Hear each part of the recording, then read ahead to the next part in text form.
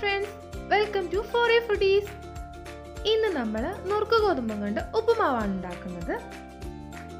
അതിനുവേണ്ടി ഞാനിവിടെ എടുത്തിരിക്കുന്നത് ഒരു ചെറിയ ക്യാരറ്റ് ചെറുതായി ചോപ്പ് ചെയ്തത്, പിന്നെ ഒരു ചെറിയ കഷ്ണം ഇഞ്ചി, കുറച്ച് ചുവന്നുള്ളി, കുറച്ച് വറ്റൽമുളക്.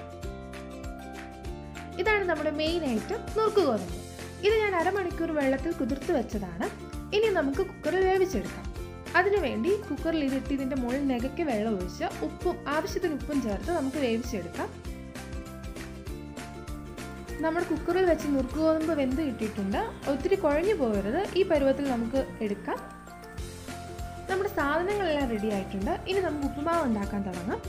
അതിനുവേണ്ടി പാത്രം ചൂടാകുമ്പോൾ എണ്ണ ഒഴിച്ച് അതിലൊരു സ്പൂൺ നെയ്യ് ഒഴിച്ച് നമുക്ക് കടുക് പൊട്ടിക്കാം.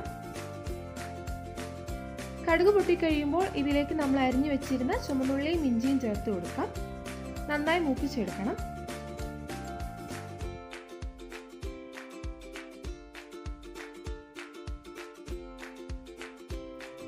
നമ്മുടെ ഇഞ്ചിയും ചുമന്നുള്ളിയൊക്കെ നന്നായി മൂത്ത് വന്നിട്ടുണ്ട്.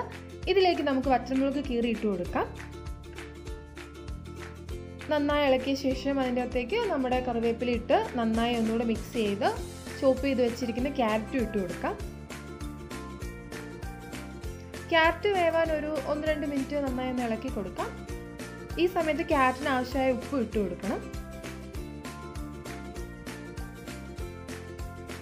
ഇനി ഇതിലേക്ക് നമ്മൾ വേവിച്ച് വെച്ചിരിക്കുന്ന നുറുക്ക് ഗോതമ്പ് ചേർത്ത് നന്നായി മിക്സ് ചെയ്ത് കൊടുക്കാം. എല്ലാം നല്ലപോലെ മിക്സായി വന്നിട്ടുണ്ട്. ഇതുപോലെ നമുക്കൊരു 5 മിനിറ്റ് ഇളക്കി കൊടുക്കുന്നത് നല്ലതായിരിക്കും. അപ്പം വറ്റൽമുളകിലെ എരിവൊക്കെ നുറുക്ക് ഗോതമ്പിനൊക്കെ പിടിച്ച് നല്ല ടേസ്റ്റ് ആയിട്ട് കിട്ടും. നമ്മുടെ നുറുക്ക് ഗോതമ്പ് കൊണ്ടുള്ള ഉപ്പുമാവ് ഇവിടെ റെഡി ആയിട്ടുണ്ട്. എല്ലാവർക്കും വീഡിയോ ഇഷ്ടപ്പെട്ടെന്ന് വിശ്വസിക്കുന്നു. ഈ റെസിപ്പി എല്ലാവരും ട്രൈ ചെയ്ത് നോക്കണം. വീഡിയോ ഇഷ്ടപ്പെട്ടെങ്കിൽ ലൈക്ക് ചെയ്യണം, സബ്സ്ക്രൈബ് ചെയ്യണം. നിങ്ങളുടെ ഫ്രണ്ട്സിനും ഫാമിലിക്കും ഷെയർ ചെയ്യാൻ മറക്കരുത്. താങ്ക്